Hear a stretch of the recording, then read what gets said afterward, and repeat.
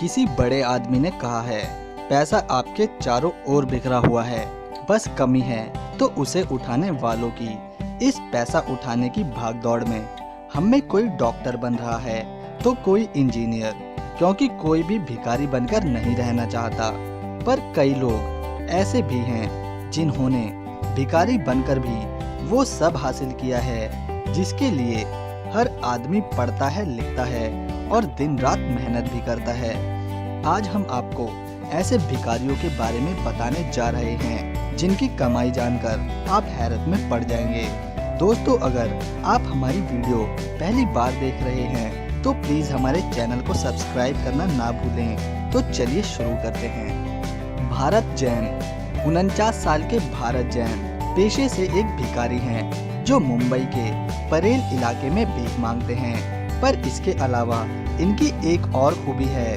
परेल में ही उनके 2 अपार्टमेंट्स हैं जिनकी कीमत तकरीबन 70 लाख रुपए है। इसके अलावा भारत जैन ने एक जूस की दुकान भी किराए पर दी हुई है जिससे वो हर महीने 10,000 रुपए किराया वसूलते हैं। और उनके घर वाले एक स्टेशनरी शॉप भी चलाते हैं। इतना सब होने के बावजूद भारत जैन अपने काम के प्रति इतने समर्पित हैं कि भीख से 75,000 रुपए महीना कमा लेते हैं, जो एक सॉफ्टवेयर इंजीनियर की सैलरी से भी ज्यादा है। कृष्ण कुमार गीते मुंबई के चरनी रोड का सीपी टैंक कृष्ण कुमार की भीख मांगने की पसंदीदा जगह है।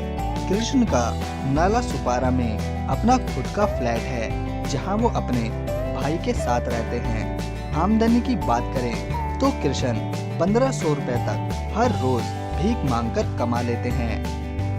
संभाजी काले मुंबई के खार में अपने परिवार के 4 लोगों के साथ भीख मांगने वाले काले 1,000 रुपए प्रतिदिन कमा लेते हैं। इनकी बैंक में लाखों रुपए की सेविंग के अलावा एक फ्लैट भी है और शोलापुर में जमीन के अलावा 2 और घर भी हैं। सर्वतिया देवी पटना की सर्वतिया देवी देश की सबसे फेमस महिला भिखारियों में से एक हैं। पटना के अशोक सिनेमा के पीछे उनका एक अच्छा खासा घर है और समझदारी दिखाते हुए सर्वतिया इंश्योरेंस में हर साल 36,000 रुपए इन्वेस्ट भी करती हैं। मासू लगभग 60 साल के मासू जैसा चालाक भिखारी आपने कहीं शायद ही देखा होगा। मासू एक ऑटो लेकर आते हैं और उसमें ही कपड़े बदलकर भीख मांगने निकल पड़ते हैं। उनके पसंदीदा भीख मांगने की जगह बड़े बड़े रेस्टोरेंट्स हैं। इन्होंने अपनी कमाई के बारे में तो किसी को नहीं बताया, पर इनके पास 30 लाख रुपए की प्रॉपर्टी जरूर है। पप्पू भिखारी पटना करीब 125 करोड़ का मालिक पप्पू पटना जंक्शन पर भीख मांगता है। ये पप्पू भिखारी 5 अकाउंट मेंटेन करता है जिसमें लाखों रुपए जमा हैं। कुछ साल पहले पप्पू अपने घर वालों से नाराज होकर मुंबई चला गया।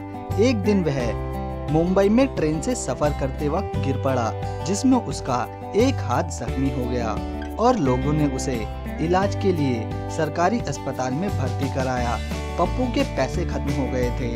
जख्मी और लाचार हालत में मुंबई के रेलवे स्टेशन पर पप्पू को भिखारी समझकर लोगों ने उसे कुछ पैसे दिए।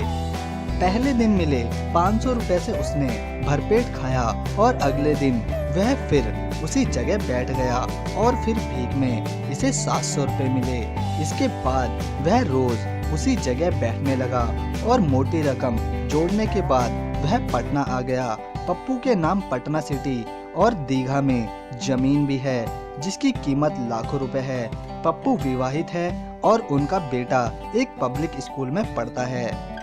लक्ष्मी देवी मुंबई में भीख मांगती हैं। जब वह 16 साल की थी तब से इन्होंने भीख मांगना शुरू किया। आज इनके पास लाखों रुपए बैंक में जमा हैं। लक्ष्मी देवी रोजाना तकरीबन 1500 रुपए भीख मांगकर कमा लेती हैं, जो एक आम आदमी भी नहीं कमा पाता। हाजी मुंबई से हैं और इनकी रोजाना की आमदनी लगभग 2,000 रुपए है, यानी 60,000 रुपए महीना, जो त्योहार में बढ़ जाती है। इनके पास खुद का घर है और 15 लाख रुपए का एक प्लॉट भी है। इसके अलावा हाजी का खुद का जरी का कारखाना है जहां 15 लोग काम करते हैं। अपने परिवार के समझाने के बावजूद भी ये भीख मांगना नहीं छोड़ते। दोस्तों, आप और हम कितनी भी मेहनत करके शायद इनके जितना पैसा इकट्ठा नहीं कर सकते, ये तो बिल्कुल सच है। लेकिन भीख मांगकर कमाना और खाना भी हर किसी के बस की बात नहीं। इसमें बहुत ही मेहनत और शर्म को छोड़ने वाली बात है। जिसमें शर्म है वो ये काम बिल्कुल नहीं कर सकता। और दूसरी वजह इस काम की ये भी है कि मजबूरी भी भीख मांगने पर इंसान को मजबूर कर देती है। तो दोस्तों, आज के लिए बस इतना ही। कमेंट करके बताना ना भूले आप इन रईस भिखारियों के बारे में क्या सोचते हैं।